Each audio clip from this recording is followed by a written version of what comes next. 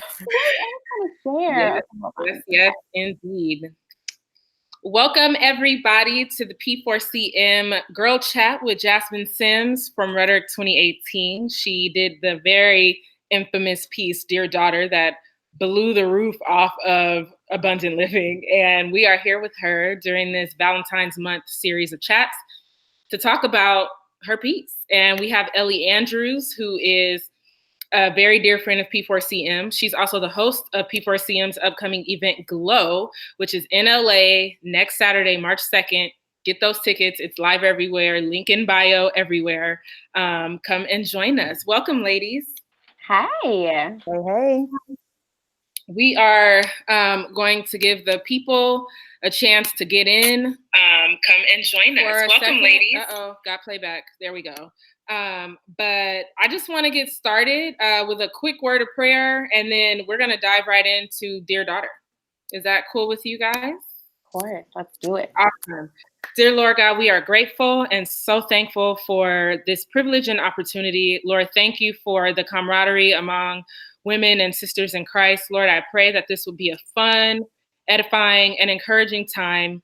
And just let us be vessels that you can use to bring solace and healing and wholeness and encouragement to our sisters in Christ. God, in Christ's name we do pray. Amen. Amen. All right, let's take it away. Jasmine, tell us about Dear Daughter. I mean, you have to admit that that was a pretty explosive moment at Rhetoric 2018. Yes. Yeah, I don't think I was expecting that reaction. But I mean, I guess when you hit certain chords with women, we tend to let it out. But I guess the heart behind Dear Daughter was just kind of, if I could leave a message for my future daughter, for women of all ages, like that's kind of everything that I would kind of want to leave behind, is just letting her know, like, it's going to suck, it's going to hurt. That's just a part of life. That's a part of your experience. And I never want women to feel guilty or shamed just for how we're made and for all of the emotions that we feel. Like that's nothing to be embarrassed about or ashamed of. Amen. Yeah, I definitely have to admit, I had to listen back like several times in order to grasp everything. I am such a slow, like, poet receiver. Like, I'll be like, what just happened? Wait, what did they say? What's happening? Because like it's so much. It's so much good quotable moments. Like it was just amazing. And then I had to realize, oh, she's talking to her future daughter. So where did it even come from? So funny story. I actually wrote that poem sitting in my car. It was like 6 o'clock in the morning. I used to help take care of my grandma.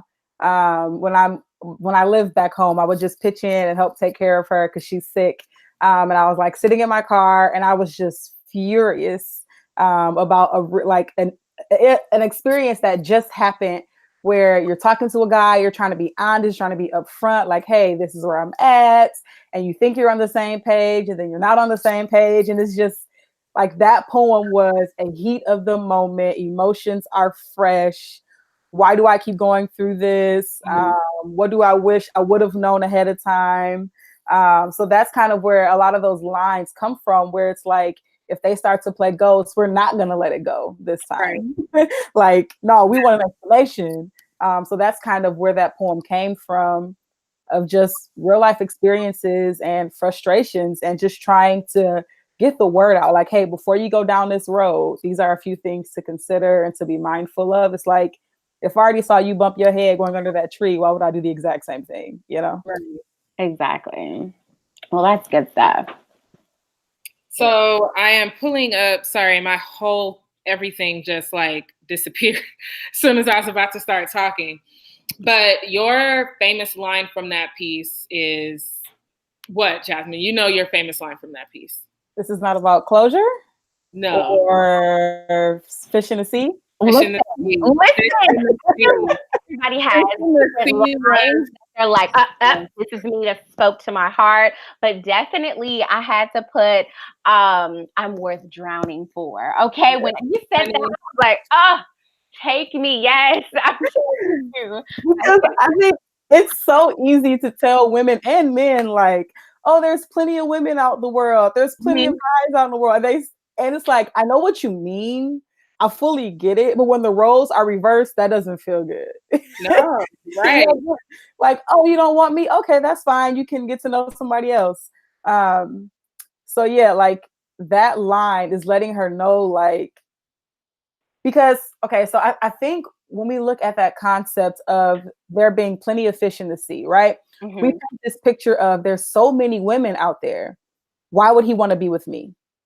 And the plenty of fish in the sea concepts means, well, I have to be the prettiest fish. I have to be the most seen fish. I have to be the most wanted fish, because already in Christian culture, marriage is like this reward. It's this thing that's so admirable, and the spiritual women get a husband, right? And so I'm like, yeah, there's plenty of fish in the sea. Yes, there's women who are going to be prettier than you, smarter than you, taller than you, but you specifically, as you are worth somebody going past all of the other fish to get to you. So that's like the heart of that poem, like, because it just creates this mentality of, I have to be seen in order to be with someone. And if I'm not, it's a reflection on me, where I'm not good enough. I'm not pretty enough. I'm not this enough. And that's why I'm single. And it's like, no, even if they haven't drowned yet, you're still worth drowning for. You are, exactly. Now, I know there's a lot of quotable moments, like I said. Is there something, a line that you love from that poem? I would say a man's affections are not a down payment for his loyalty is one of my favorites. Yeah. And it's also funny because, like, when I wrote this poem, my heart really was never to bash men, right? I know some people took it that way, and some men, like, egos took a hit. And I was like, that's really not the purpose. So yeah, one of my favorite lines is, a man's affections is not a down payment for his loyalty, because I fall and prey into that where it's, oh, he's a good guy, you should give him a chance. Or he's a godly guy, I don't see what the problem is. And it's like, just because a guy is handsome and kind and godly doesn't mean I'm obligated to give him my time or my attention. Like, okay, great, he's a godly guy, but that doesn't, it's like two good people doesn't mean they're going to be good for each other. So that was kind of where that poem came from. And it's like, yeah, he's affectionate, he's great, he's godly, but it doesn't mean you have to be with that person. Exactly. I know, Adrian, I know you're on the chat, and I know several people, and it's very interesting when guys come in and are like, oh, I love this line. I love this line. And Marky C said, playing freeze tag with my heart hit him as a dude. Like, dang. Really? Talk about that. I forgot about that line. Yes. Freeze tag with my affections. Yes. Yeah. Children of God play freeze tag. And it's funny because I was thinking about this poem, getting ready for the chat, and something that I was mindful of is, like, I think people misunderstand some women's frustration with singleness or being married. Like, if I'm involved with somebody who I want to be with, a lot of times my frustration isn't the fact that I want to be with you and you don't want to be with me. The frustration for me is, you've opened this door. That part. It's like, that part. You do not invite me in if you don't want me to stay. Exactly. It's like somebody says, we about to go out, be ready at 7. And if I get dressed at 7, we going out. No. I got ready. And you're not, what's going on? Exactly. The contacts are in and the heels are on. Oh, we're doing something. Yeah, for real. I don't think that men fully understand, like, no, it's like the I don't know if that verse, if I'm using that verse right, but don't awaken love before it so desires. It's like, you've awakened all of this stuff and you're like, oh, never mind. And it's like, no, it's not that easy to put this to sleep. So yeah, that's that freeze tag where it's like, oh, I'm not ready yet. Let me think about it. Can we be friends? Let's do this. And it's like, you playing. Yeah, it's like that game of freeze tag. It's almost like, and it may, again, I love you fellas, and I know it may not be intentional, but it feels like you're just trying to secure your spot for when you're ready because you don't want anyone else to take her. Yeah. Oh, you speak. I'm like, that's talk, sis. Talk that talk. You know, that's when I can pull the, hey, there's plenty of fish in the sea. So if you're not ready to catch this one, let her go. Let her go. Yeah, I think like for a lot of, in a lot of situations, and I definitely don't want to overgeneralize and make it seem like this is every time, but in a lot of scenarios, we women make men feel like they are not replaceable. We receive and accept too much. We do too much accommodating, too much begging, too much of a lot of stuff that we do not need to do. And as a result, a good guy friend of mine one time, and he told me like the straight up real, he was like, I do this because I can, because I get away with it. And because she's not going nowhere. This was a particular girl he had been dealing with. And I was like, why are you doing this to her? Like, just leave her alone. He was like, I like her. We cool. But I honestly do it because I can. She's not about to really go nowhere.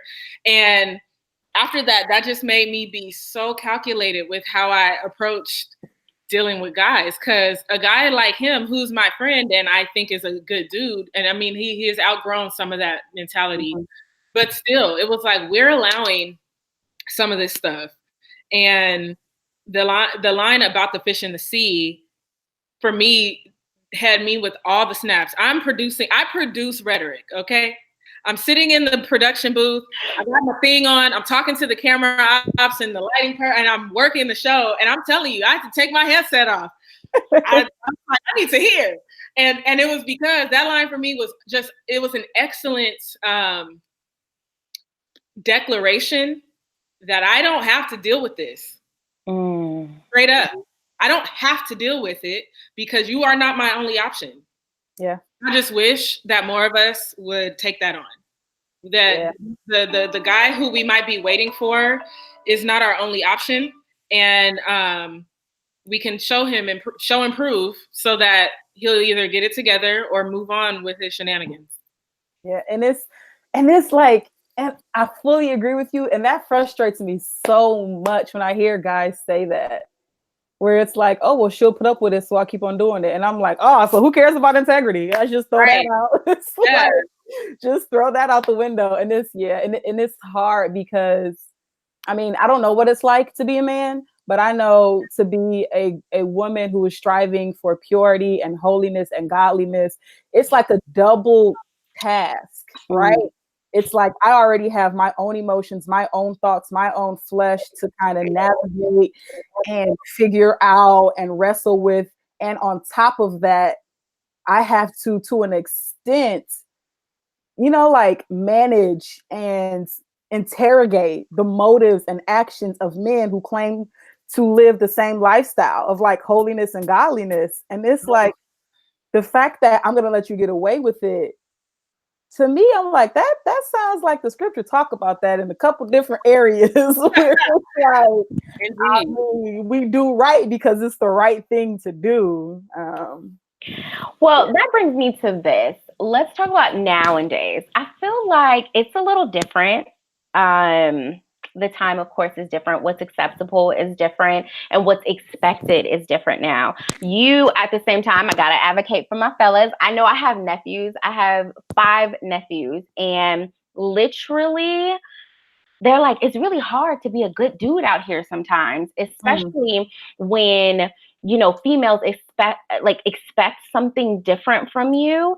So it kind of jades them in a way. Like, so of course, we all know, like with dudes, if you hurt them one time, it is like everything. Okay. Like, I don't know what it is. It just takes one time. Then all of a sudden they switch something in their brain and then they're just doing whatever they feel like it. That's and so I just feel like, especially this day and age, it's really hard. You're bombarded with so many different things. And so to talk about purity, it's like, wait, what? What's happening? You know what I mean? And so I think, dear daughter, like even speaking to my future children, I don't even know how it's going to be. And I know what it is right now. You know what I mean? I feel like it's Yeah, much definitely. harder. They're going to be exposed to much more things. So it's going to be even that much harder, especially for dudes, because I was listening to something and they were saying like masculinity. President Barack Obama, well, former President Barack Obama was talking about masculinity and how it's expected, especially in the African American culture. Certain things are really expected of you. And if you don't have 15 women in front of you, or if you don't have multiple people, then it's I saw that. I saw that video. it was Yeah, I saw that. good, right? Him and Steph Curry, and there was Yes. He was like, if I'm secure in my manhood, I don't need 600 women dancing on me. I'm good. I'm good. I'm good. And so that really kind of resonates to the time that we're in. That's what's expected. Yeah, it's definitely hard. It's really, really hard. And I think just maintaining a standard, I think it really reinforces just the need to have that relationship with God. Because it's so easy to spend a day on social media and your whole compass is like out of whack, where it's like you get all of these tips on things you have to do and things you have to manipulate, and I'm like, that's too much work for me. It's just too much. It's like it's too much. And I think that today's society and culture, it forces you to either trust God or do things on your own. It puts that ultimatum right in your face, where God is like, cool, bet, I know it's crazy. You gonna trust me or you gonna do it on your own? And you just gotta sit there and be like, well, taking a lap around Mount Sinai, I guess. I tell you, yeah. And I'm sure you've been getting crazy response. Have you thought about things that's happening right now that you would love to include in your poem? Like add to it? Yes, I would love to add to it and write one to my future son. Like I have to interview some men, so I make sure my message is accepted and clear. But yeah, there's definitely things that I would add. I'm trying to think of things that I would add. Yeah, I think I would add concepts on what it means to be beautiful, on what it really means to be enough. Because like one thing that has always intrigued me is like chemistry and relationships between people, and just how that works and why that is the way that it is. And because I mean, I'm almost 30 and I feel like I'm still being purified of so many insecurities and issues. Where I'm like, I thought I dealt with this. I thought I thought we were done with this. Like, why do I still care? Why is that still triggering me? So I would add, and I love the line where I said, you're not too emotional and you're not crazy. Girl, listen, hold on. That was another line that I was no longer working, because nothing bothers me more than dudes telling women that they're crazy, because then we do start to believe that because we feel, we're crazy for doing so. And that is probably my absolute favorite line in that piece. Don't let him call you crazy, because you're not. You're not. You're not crazy because you feel. You're not crazy because you have standards. You're not crazy. Now, don't be crazy. You know, there is a caveat. Don't let your crazy come out in how you deal and handle the situation. But you're not crazy just because you're not going to accept subpar behavior in your dealings with another person. That was a word right there. Yeah. It's true. And also, I like you're not a pawn, you're not a trophy, and you are not the source of anyone's happiness. It's very interesting because that's what everyone's trying to be right now, like the source of someone else's happiness. You know what I mean? Talk about that. And why did you feel like it was important to include that? I think being single and growing up in the church, there is this misconception that once you find somebody, you're going to be happy or happier. And I was just like, that's not, I mean, I was blessed enough to grow up in a 2-parent home. with two parents who loved the Lord and loved each other. Mm-hmm. And I just saw, I never had this fairy tale concept of marriage. Even in my own home, I always viewed marriage as like a family member, right? Where I look at my sister, like sometimes I want to hurt you. And other times I would give my life for you, but I will also put you out. It's like, that's my same mentality of marriage. Like, I love you, and there's times where I can't stand you. And I actually listened to, I don't know if you saw the clip of Will Smith talking about happiness. So which one? Because he's been talking about it for a second, but which one? It's like a minute clip. Okay. And then Jada said the same thing, but he was even saying, he was like, I told Jada, I'm gonna give you all this money. You got the whole week. Go make yourself happy. If you can do that, then come back when you're already happy. But it's like, you have to understand, like, nobody can make you happy. Jesus doesn't even make you happy 24/7. Like, he lets you hurt. He lets you become frustrated. He lets you experience everything. So Jesus is sitting there like, if I'm not trying to make you happy 24/7, why do you think anything else can do that? And it's not about happiness all the time. You know what I'm saying? Like, we need the emotional fortitude to be able to withstand relationship. Yeah. You know, being in an intimate relationship with someone, even like you said, with your sister. And for anyone with a sister, I have two sisters, one who I live with. Nothing is better than having a sister that you love. Being sisters and friends is just the best thing ever. But of course, there are times when the person closest to you, even your blood, it can be a struggle. What more for like this dude who you just trying to introduce into your life?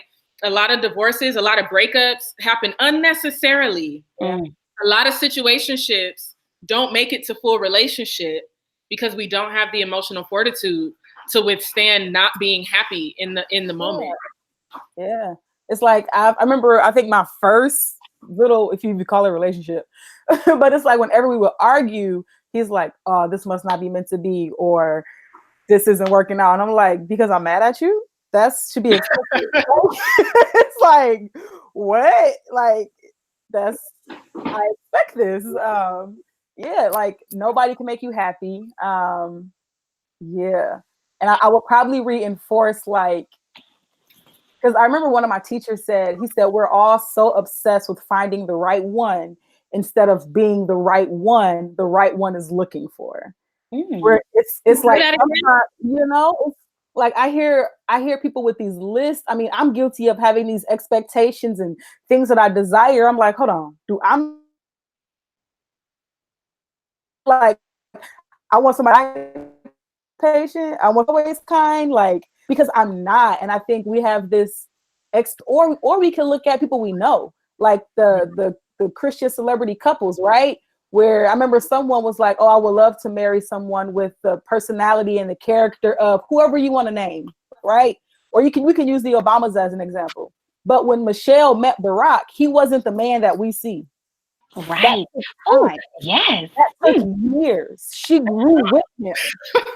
Like, that because she didn't marry the tan suit, like, right. She didn't marry the president of the United States. Yes, yeah. Like, she didn't.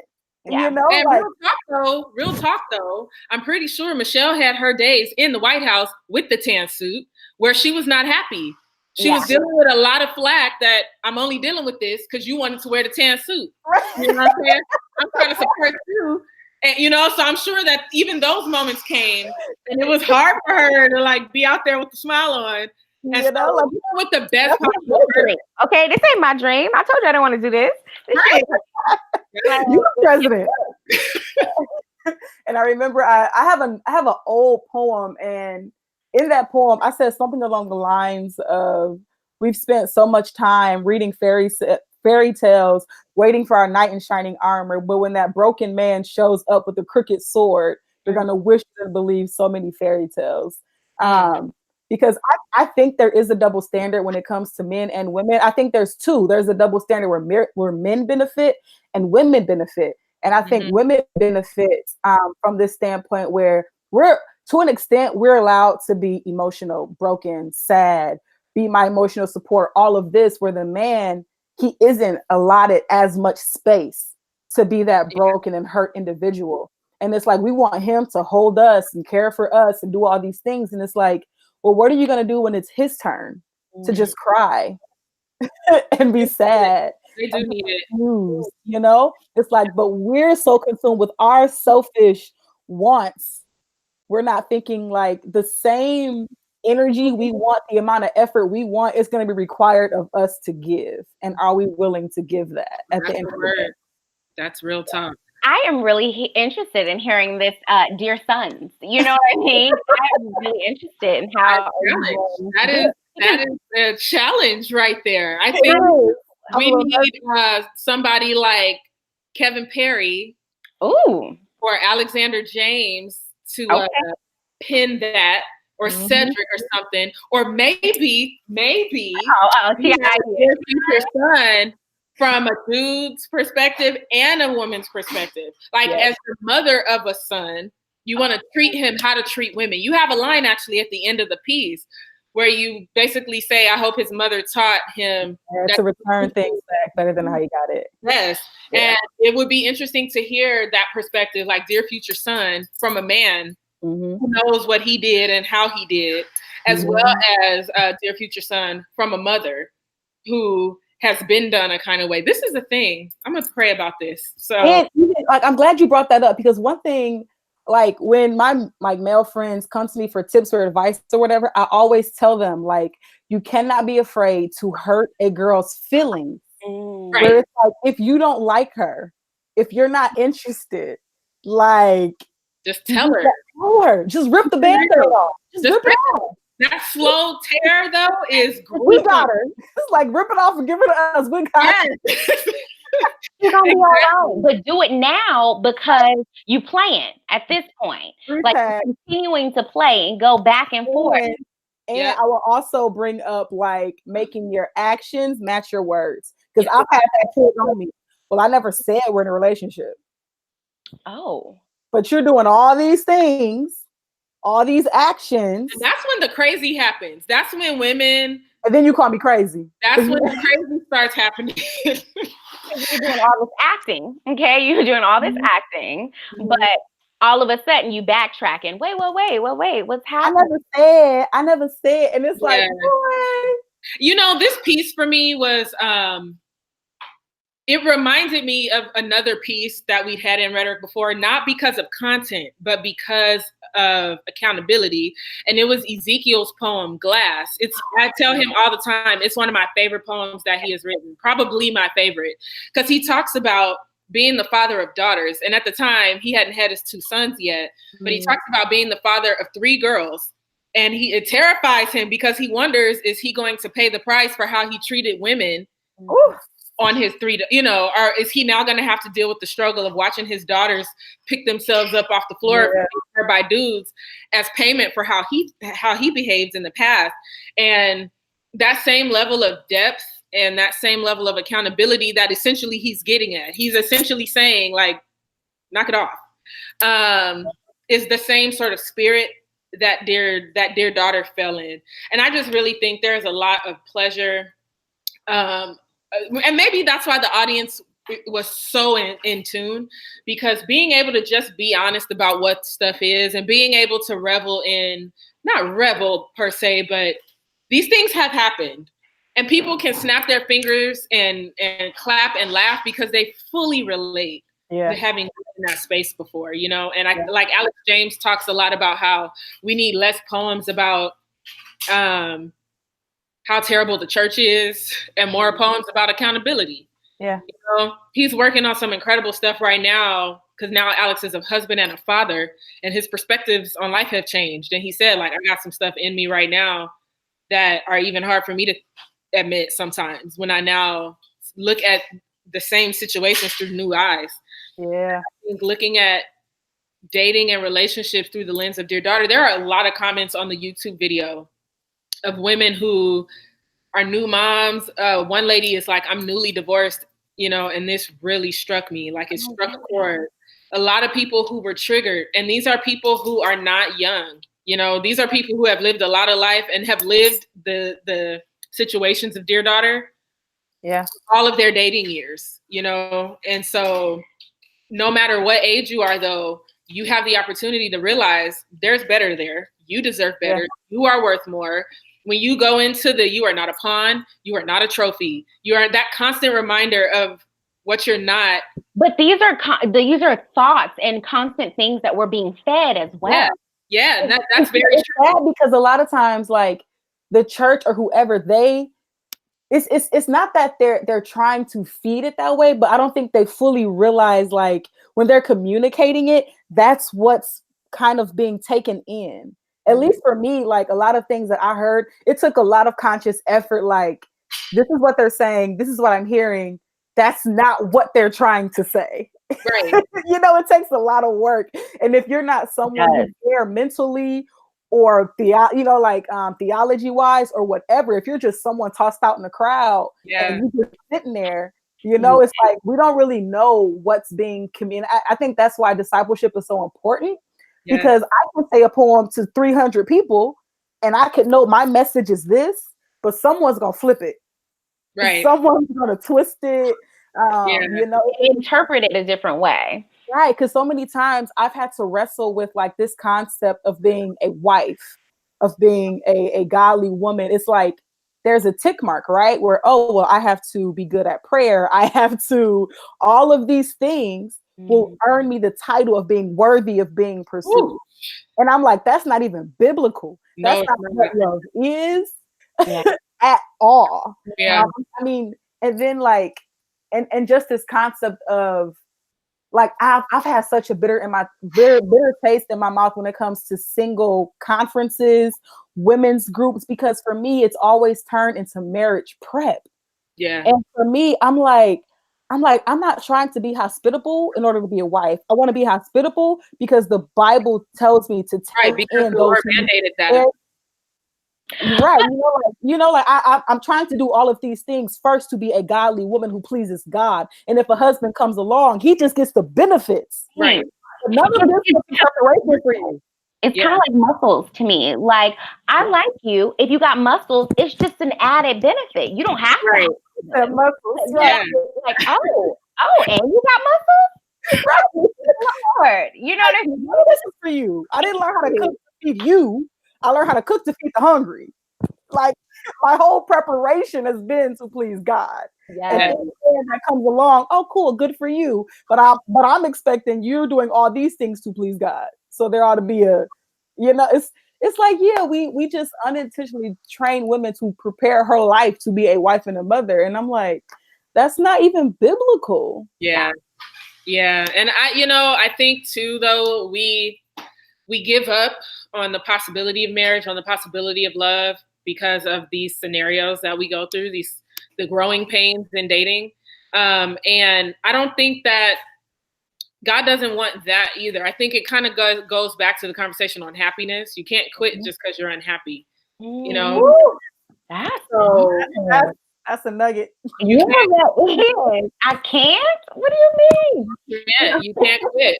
You quit that one dude, but don't quit. Don't then just quit altogether. And I've said it before. I was like, all right, I'm done. I don't need ask my best friend how many times she done heard me call her like, I'm done. I give up. Yeah. But then I look at the guys around me. There are some guys around me. Some are married, some are not. And they're just like my really good friends. And I'm like, there really are some amazing dudes out in these streets who we haven't crossed paths with our person yet. I'm gonna get convicted. You right though. But there are some, and because I know how frustrated I get when I hear dudes say stuff about women, like it's hard to find a godly woman that's not just looking for, like, that's not just looking to be taken care of.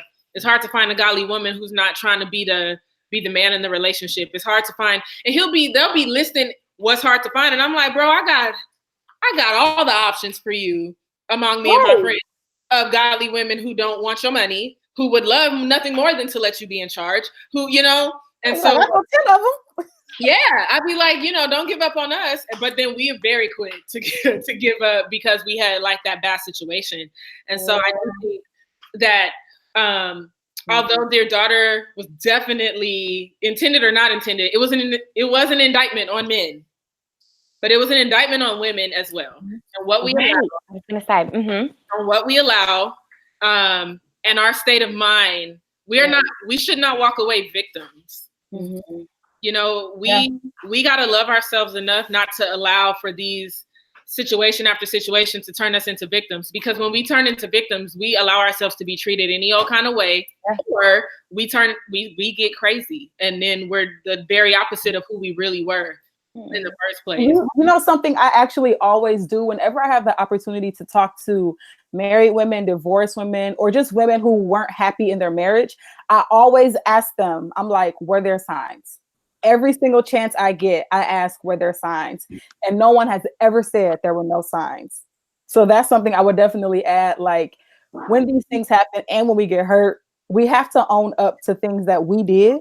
Yeah. Or things that we ignored, things that we just didn't want to see, that aided in our hurt and aided in our pain. For example, you say, like, your lips are not a therapist's couch for him to work out his issues. Yeah. We hand our lips over for that service. Yeah. That ain't his fault. That's our fault. Right. You know, and if we found ourselves that if we feel used, we played a part. We got to admit it. Like it or not, we play a part in our own hurt in these situations. And the same way that you tell your guy friends you can't be afraid to hurt a girl's feelings, we can't be afraid to hurt our own feelings and just walk away. Ooh. That's definitely true, because I was going to say, not only admit it, but also do better in the future. I know that me, when I'm dating, like, I've had to, like, these last 2 dudes, I had to recognize the signs. I saw it and I was like, because it hurt me too. Like, maybe, you know what I mean? Everybody makes mistakes. And then one guy was like, Lord, if you just give me a way out, then I will never, deal with this dude again, because it's just too much. I see different signs. And he gave me a way out and it hurt me. I was like, well, can you give me one more? Because I don't know if that's really a sign or or what, you know what I mean? Like, was that you? Or was that like just somebody coming through? You know what I mean? Yeah. So it hurt me, but I had to like cut it off then, because at the same time, just how you said, like, we don't want guys to go around just hurting people's feelings and continue to drag things along when they know they should have cut it off, or save you for later. So I'm still going to, string you along for later. I can't do that either. You know what I mean? I have to have integrity for myself. You know what I mean? Because my first thing is to God, and at the end of the day, if he's telling me different things, sending me different ways, I've got to be obedient. And that's another thing. Yeah. So there's a question in the chat that says, if no one's a victim, no man, no woman, how do you describe us? And so that comment for me, first, I'll answer your question first. I describe us as willing participants. Okay. We are willing participants in the situation. We're not asking to be hurt. So I don't want to be misunderstood in that regard. We're not saying like, hey, I'm open season, come hurt me. Right. But when we ignore signs, or once we see that this situation is not healthy and we stay, we're willingly participating in getting our feelings hurt. Once a person hurts you, that's on them. Shame on you, pat, pat, pat. When you allow them to continue hurting you, they're no longer to blame fully, or only, let's say that. They're no longer the only blame there. And so I don't want us to adopt a victim mentality that then removes any accountability from us and the role that we play.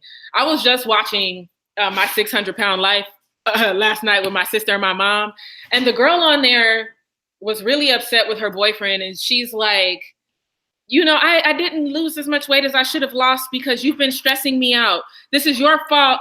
All of this is your fault. You're ruining everything. You're ruining my chances to get the surgery because you keep stressing me out, as if he's force feeding her the food, right. And so while there might have been a little bit of responsibility on his part, like maybe if she stress eats, figure out another way to talk to her so that she's not.